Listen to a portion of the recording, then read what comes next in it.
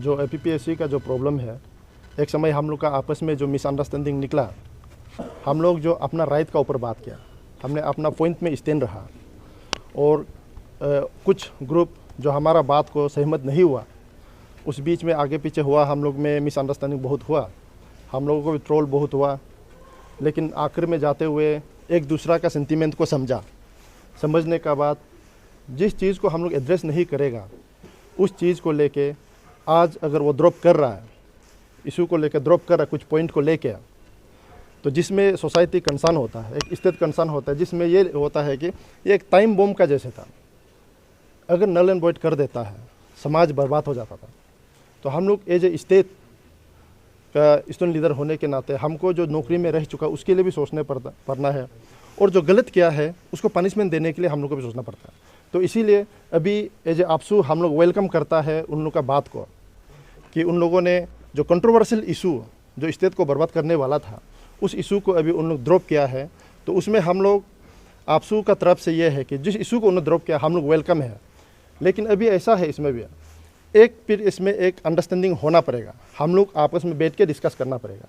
उस डिस्कशन में हम लोग एज ए आपसू इशू को लीड कर सकता है। उनका जितना पॉइंट था हम लोग पहले से बोला है, आपसू पहले से बोला है कि हम लोग अपना जो रेंडमली अरेस्ट को छोड़ के, नल एंड वॉइड को छोड़ के, बाकी जो पॉइंट को हम लोग समर्थन करता है, हम लोग उसका साथ देते, पहले बोला। इसीलिए अभी जो नल एंड वॉइड और ये रेंडम अरेस्ट को छोड़ के अगर उन लोग अभी हम लोग सोसाइटी अगर मिलके काम करना है बोलने से, एज हमारा प्रेसिडेंट जैसे बोला है, हम लोग रेडी है चीज़ को करने के लिए। तो उसके लिए फिर एक नया प्लेटफॉर्म क्रिएट करना पड़ेगा, एक दूसरा में बात करना पड़ेगा।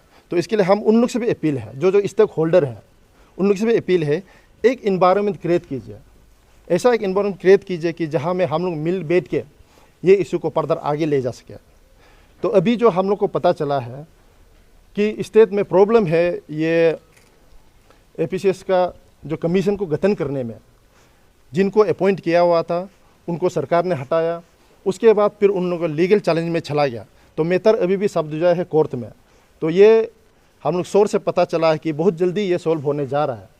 तो इसीलिए हम लोगों ने पहले कहा था कि कमीशन को गठन करने देना चाहिए, और हमारा जो लड़का लोग जो स्टूडेंट लोग पढ़ रहा है, पढ़ने वालों को इमीडिएट एग्जाम देने मिलना चाहिए।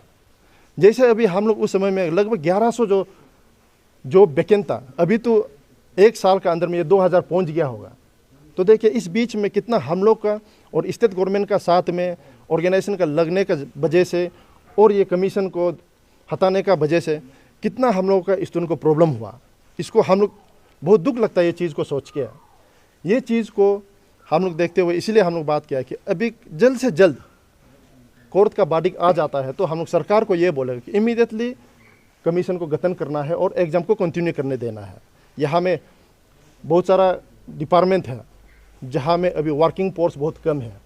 जैसे अभी आपका ये टीचिंग ये में देखिए, बहुत सारा टीचर जो है अभी गेस्ट टीचर बन के, गेस्ट लेक्चरर बन के बन रहा है, उनका फ्यूचर का कोई ठिकाना नहीं है।